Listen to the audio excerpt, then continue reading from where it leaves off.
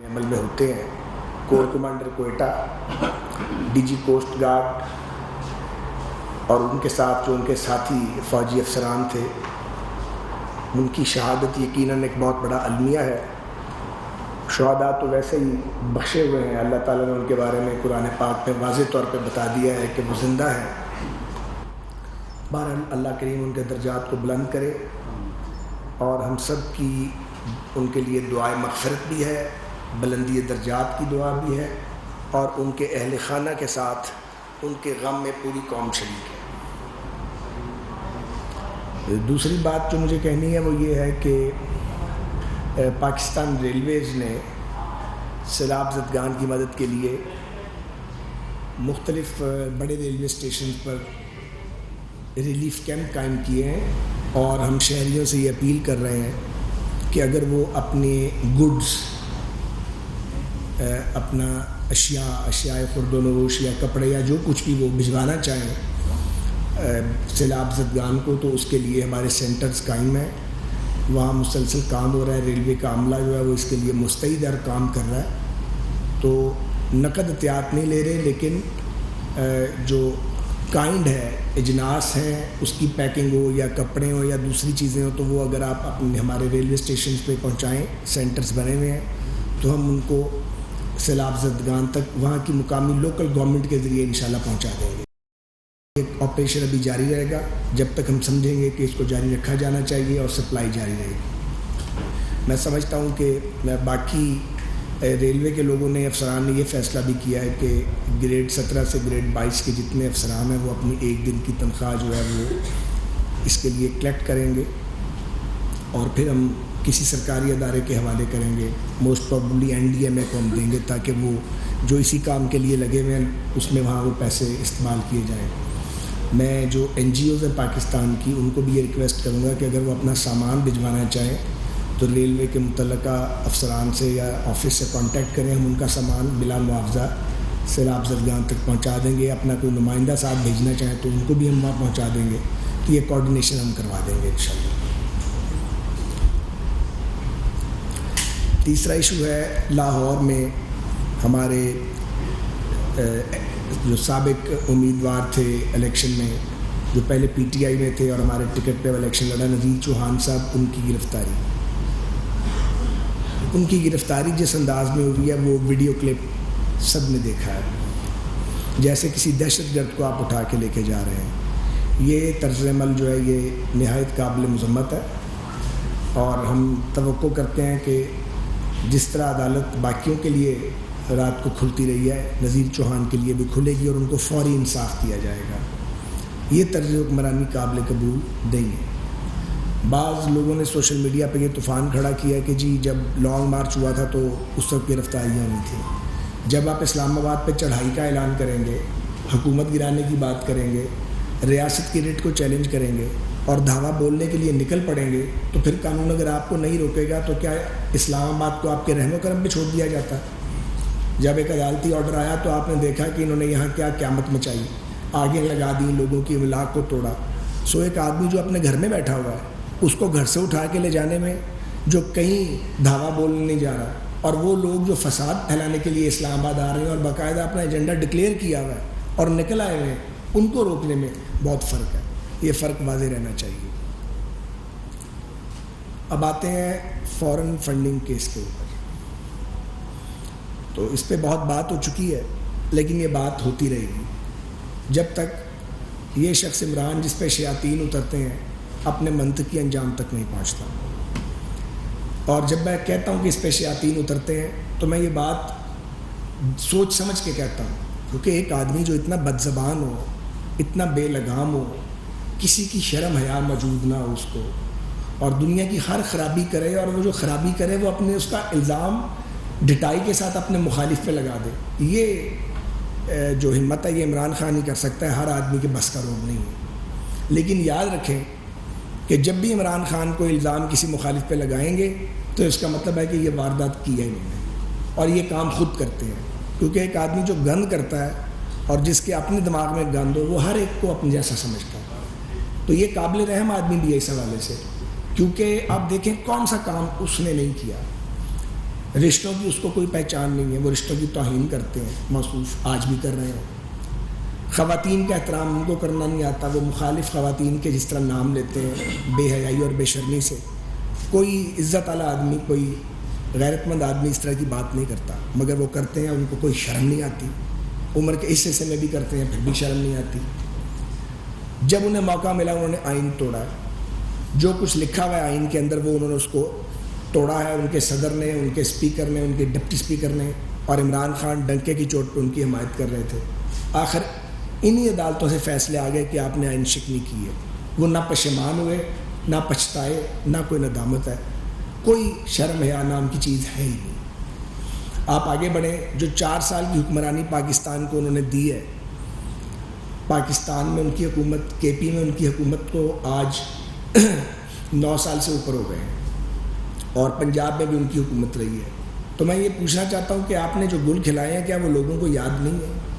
معیشت کو آپ وینٹیلیٹر پہ چھوڑ گئے، آپ نے کوئی میگا پروجیکٹ نہیں بنایا، اور قرضہ آپ نے اتنا لیا جتنا ماضی کے سارے سالوں میں پاکستان کے قیام کے بعد لیا گیا تھا، اس سے دگنا قرضہ آپ 4 سالوں کے اندر لے گئے۔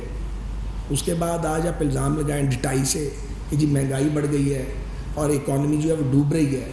تو اکانومی تو واقعی نازک حالت میں ہے، مگر اسے حالت نظام میں تو آپ چھوڑ کے گئے ہیں، اور جو گناہ آپ کے ہیں وہ ہمارے ذمہ اس لیے پڑ گئے کہ ہم نے ایک آئینی راستہ اختیار کیا نو کانفیڈنس کا، اور پھر اس آئینی راستے پہ عدالتی فیصلوں کے ذریعے قدغن لگائی گئی، جو ناقابل فہم ہے کہ آئین میں نکالنے کا راستہ بھی موجود ہے، کانفیڈنس کریں اور اگر کوئی اس پہ عمل کرے تو اس کا ووٹ بھی کاؤنٹ نہیں ہوگا اور وہ ڈی سیٹ بھی ہوگا۔ تو یہ ایک ابہام پیدا کیا گیا، اور اس کے نتیجے میں آج وہاں پرویز الہی صاحب کی حکومت بنی ہوئی ہے، جس نے آتے ہی نذیر چوہان صاحب کو اس طرح پکڑا جیسے کسی دہشت گرد کو پکڑا جاتا ہے۔ تو فارن فنڈنگ کیس کے بارے میں یہ کہنا چاہتا ہوں کہ ایک تو وہ ذمہ داری ہے جو مرکزی حکومت ادا کرے گی، وہ تو اپنا فرض ادا کرے گی، قانون کے مطابق جو اور آئین کے مطابق جو لکھا ہوا ہے وہ پروسیڈ تو فیڈرل گورنمنٹ کو کرنا چاہیے، اور وہ کرے گی، اس پہ کنسلٹیشن جاری ہے، آج یا کل صبح تک اس کا فیصلہ 1-2 روز میں ہو جائے گا۔ لیکن جو اہم ترین پہلو ہے وہ یہ ہے کہ یہ لوگ جو آپ کو پیسے بھیجتے رہے، پیسے دیتے رہے، یہ پیسے آپ کو دے کس خوشی میں رہے تھے؟ انڈین شہری، اماراتی، امریکنز، برٹشرز، یہ کیوں دے رہے تھے آپ کو پیسے؟ آپ نے ایسا کیا کرنا تھا جس کے لیے آپ کو پیسے دیے جا رہے تھے؟ اور اگر وہ آپ جائز طریقے سے پیسے لے رہے تھے تو اکاؤنٹ چھپائے کیوں تھے آپ نے؟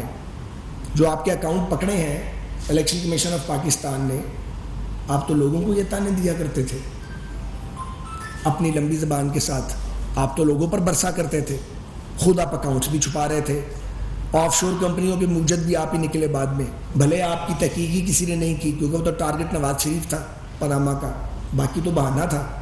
تو ہر کام آپ نے کیا، پر اس سوال کا جواب دیں، یہ سوال ہے کہ یہ غیر ملکی کمپنیاں، امریکی کمپنیاں، غیر ملکی شہری آپ پہ کس خوشی میں انویسٹمنٹ کر رہے تھے؟ آخر ان کا ٹارگٹ کیا تھا؟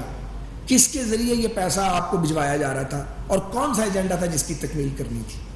پھر ہم جب کہتے ہیں کہ پروجیکٹ عمران لانچ کیا گیا تو انہیں تکلیف ہوتی ہے۔ تو پروجیکٹ عمران کا پہلا مقصد تو یہ تھا کہ سی پیک رول بیک، اور وہ انہوں نے کیا کامیابی کے ساتھ، چینیوں کو دل برداشتہ کیا، چائنیز نے یہاں پہ جو کرنا چاہتے تھے وہ سارا ایجنڈا سسپینڈ ہو گیا۔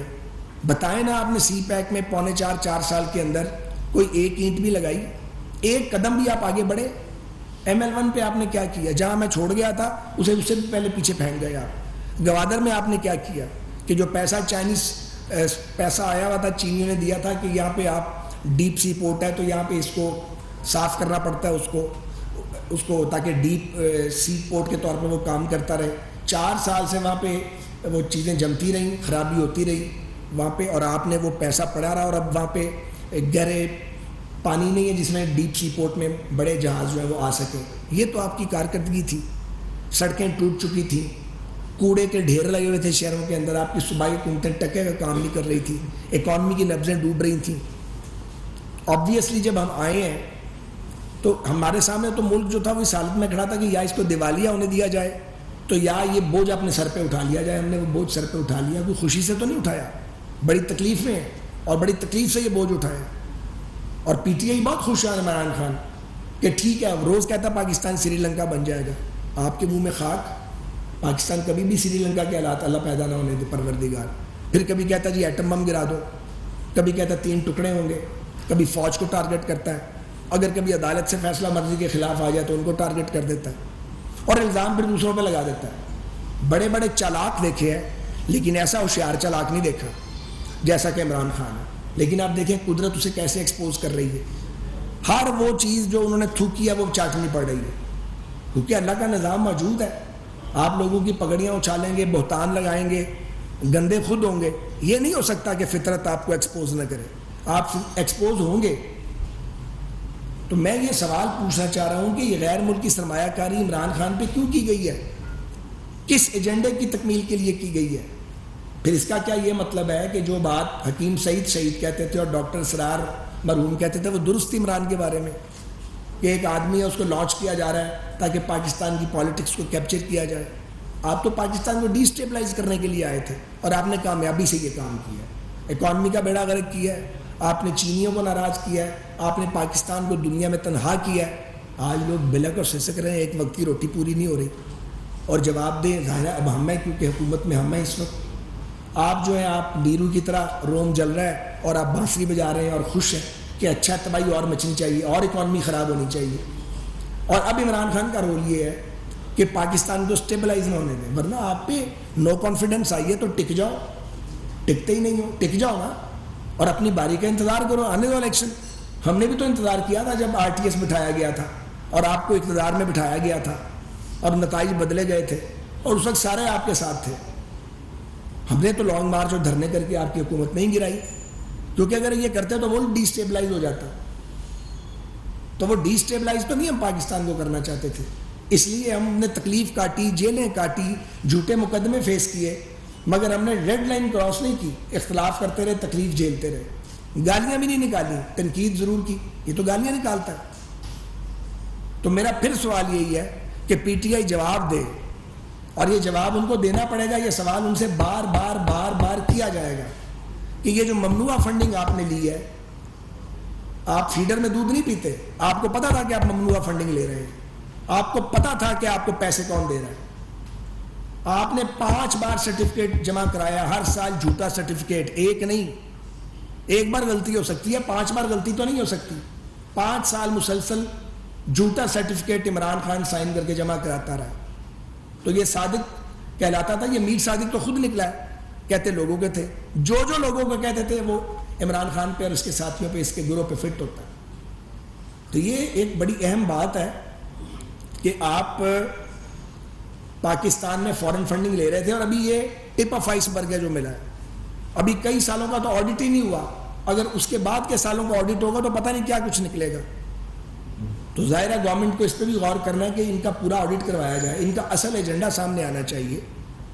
مجھے تو لگتا ہے یہ شخص حسن بن صبا ہے اس طور پر, جو حشیش پلاتا تھا اور اس کے بعد جو ممتاز لوگ تھے عالم اسلام کے, ان کو ختم کروا دیتا تھا, ایلیمینیٹ کروا دیتا تھا. آج کے دور کا یہ حسن بن صبا ہے. یہ دیانتداری کے شیش پلاتا ہے, میں دیانتدار ہوں, میں مہاتما ہوں, میں ستی ساوتری ہوں, باقی سب ڈاکو ہیں, باقی سب چور ہیں. اور ہدف یہ ہے کوئی کریڈیبل لیڈرشپ پاکستان کے اندر نہیں رہنے دو, لوگوں کا اعتماد بری طرح مجروح کر دو. یہ کام کر رہا ہے, یہ دھندا کر رہا ہے عمران خان اور اس کے ساتھی. اور جو اس کی یہ PTI انہوں نے بنائی ہے, یہ اس دور کی RSS ہے پاکستان کی. آپ ان کے سوشل میڈیا پہ ان کے بیان تو دیکھیں, وہ غلیظ ترین گالیوں سے شروع کرتے ہیں. میں غلط کہہ رہا ہوں مجھے بتائیں, گندی ترین گالیاں نکالتے ہیں اور کہتے ہیں کہ ہم اپنے دشمنوں کو مار دیں گے, ان کے سر اتار دینے چاہیے, ان کے گھروں کو جلا دینا چاہیے. کس قسم کے لوگ تیار کیے آپ نے؟ آپ نے ملک میں ڈویژن پیدا کی اپنی سیاست سے, اپنی یہ چھوٹی سی پالیٹکس کے لیے, یہ 4 دن کے اقتدار کے لیے. تو یہ جواب دہی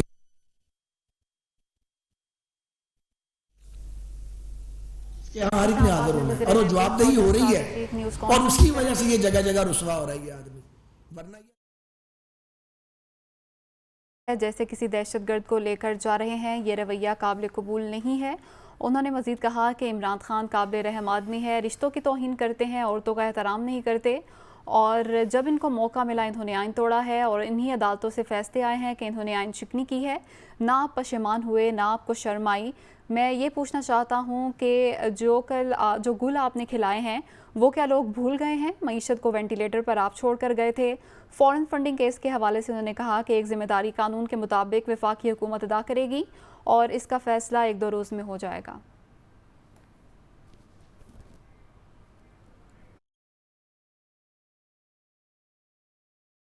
مرضی کا election commissioner, chief election commissioner, ہر چیز اس کی مرضی کی ہو، کیوں؟ تم آسمان سے اترے ہوئے ہو۔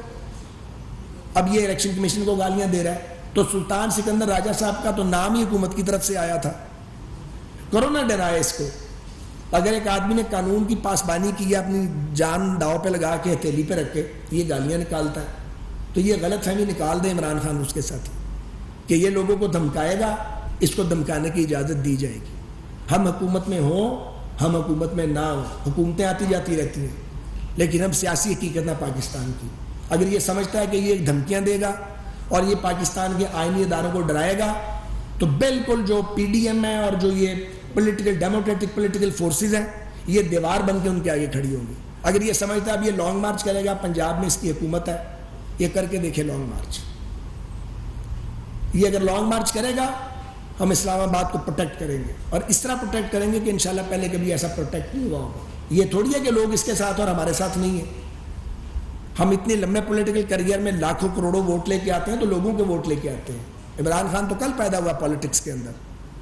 تو میں یہ سوال پھر اٹھانا چاہتا ہوں کہ ادھر ادھر کی مارنے کی بجائے اور الٹی سیدھی صفائیاں دینے کی بجائے اہم ترین سوال یہ پیدا ہوا ہے کہ عمران خان اور اس کا گروہ کن کے مفادات کے لیے کام کر رہے ہیں۔ سی پیک کو رول بیک کیوں کیا گیا؟ پاکستان کی اکانومی کو بچانے کی کوشش کیوں نہیں کی گئی؟ کشمیر کا جب سرنڈر ہوا تو حکومت پاکستان نے جو عمران کی حکومت ہی کیا کیا اور مجرمانہ خاموشی اختیار کیوں کی؟ یہ سوالات ہیں۔ پاکستان کو دوست ممالک سے دور کیوں کیا؟ ان سارے سوالات کے جواب عمران خان صاحب آپ نے دینے ہیں، آپ کی جماعت نے دینے ہیں۔ آپ یہ جھوٹ کا منجن کتنے دن بیچیں گے؟ یہ جھوٹ تو بے نقاب ہوتا جائے گا۔ کارروائی ہوگی آپ کے خلاف، کارروائی عدالتوں کے اندر بھی جائے گی، اور بھی کارروائیاں ہوں گی، ظاہر ہے جو کچھ آپ نے کیا ہے، جو چھپایا ہے وہ بھی سامنے آئے گا۔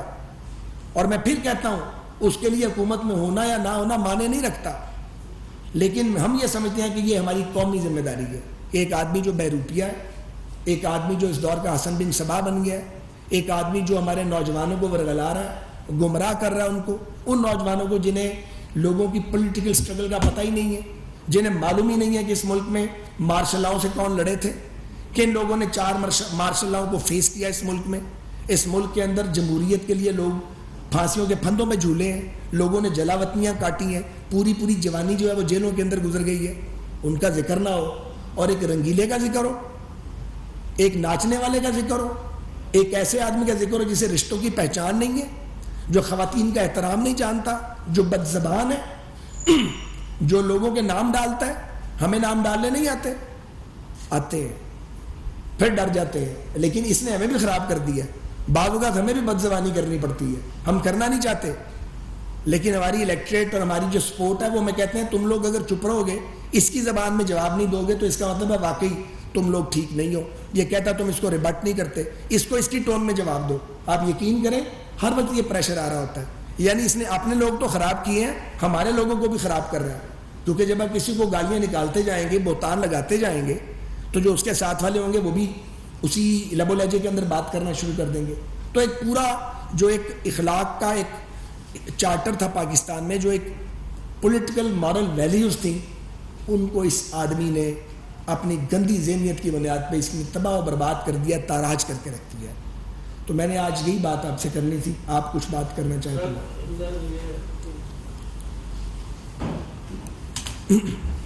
سر پی ٹی آئی کے خلاف کل سے جب فیصلہ ہوا ہے تو اس وقت سے بہت سارے حکومت نے اپنی طرف سے کیے۔ آپ پی ٹی آئی وضاحت دینا چاہتی ہے، کیا اس کو وضاحت کے لیے ٹائم دیا جائے گا یا اس کی وضاحت قبول کرنی چاہیے گی؟